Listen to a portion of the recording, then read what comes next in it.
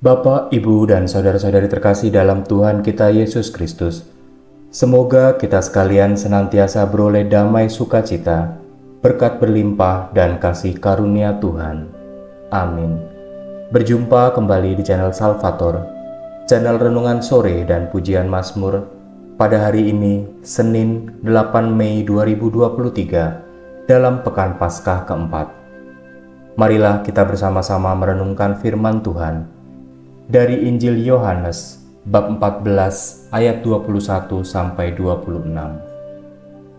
Tuhan beserta kita sekarang dan selama-lamanya. Inilah Injil suci menurut Yohanes. Dimuliakanlah Tuhan. Dalam amanat perpisahannya, Yesus berkata, "Barang siapa memegang perintahku dan melakukannya, dialah yang mengasihi aku. Dan barang siapa mengasihi aku, ia akan dikasihi oleh Bapa-Ku, dan aku pun akan mengasihi dia, dan akan menyatakan diriku kepadanya." Yudas yang bukan Iskariot berkata kepadanya, "Tuhan, apakah sebabnya maka engkau hendak menyatakan dirimu kepada kami, dan bukan kepada dunia?" Jawab Yesus, "Jika seseorang mengasihi aku, ia akan menuruti firman-Ku, dan Bapa-Ku akan mengasihi dia, dan kami akan datang kepadanya, dan diam bersama-sama dengan dia. Barang siapa tidak mengasihi aku, ia tidak menuruti firman-Ku, dan firman yang kamu dengar itu bukanlah daripadaku, melainkan dari Bapa yang mengutus aku. Semuanya itu kukatakan kepadamu, selagi aku berada bersama-sama dengan kamu. Tetapi penghibur, yaitu Roh Kudus yang akan diutus oleh Bapa dalam namaku, dialah yang akan mengajarkan segala sesuatu kepadamu, dan akan mengingatkan kamu akan semua yang telah kukatakan kepadamu." Demikianlah sabda Tuhan. Terpujilah Kristus. Bapak, Ibu, dan saudara-saudari terkasih, dalam sabda Tuhan hari ini, Yesus memberikan amanat perpisahan berupa sebuah pesan agar kita menuruti perintahnya. Yesus berkata, "Jika seorang mengasihi aku, ia akan menuruti firman-Ku, dan Bapa-Ku akan mengasihi dia, dan kami akan datang kepadanya dan diam bersama-sama dengan dia." Yesus yang mengatakan hal tersebut di hadapan murid-murid yang mencintainya, mau menekankan sebuah pesan yang begitu indah.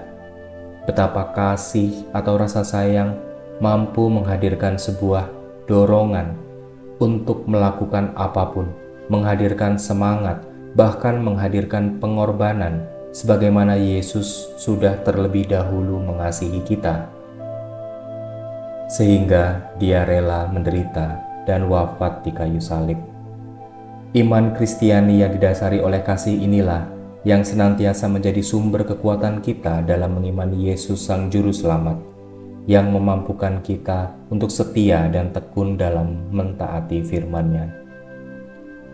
Dalam sabda Tuhan hari ini, Yesus mau mengingatkan kita bahwa firman-Nya yang adalah juga firman dari Bapa di surga adalah satu-satunya jalan yang harus kita tempuh untuk dapat sampai kepada Bapa, untuk bisa sampai kepada kehidupan kekal.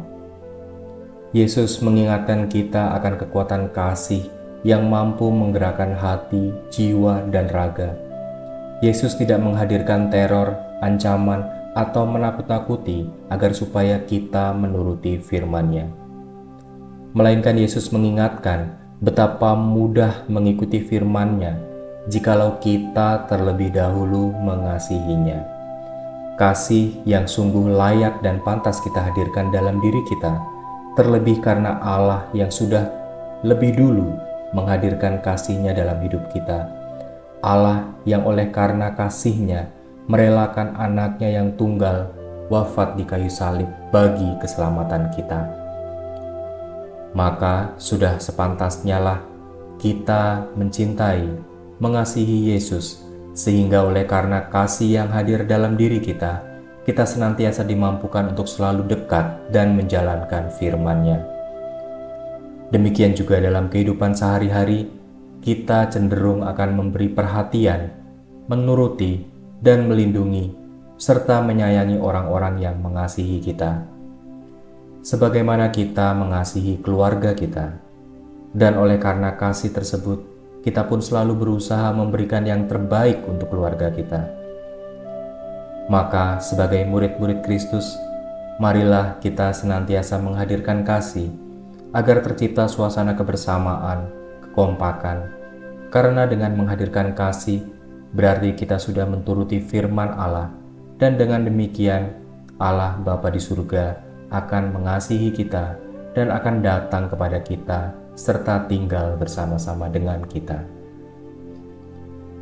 Bayangkanlah Allah yang telah lebih dulu mengasihi kita dan tidak pernah berhenti mengasihi kita melalui rahmat kehidupan yang kita terima setiap hari.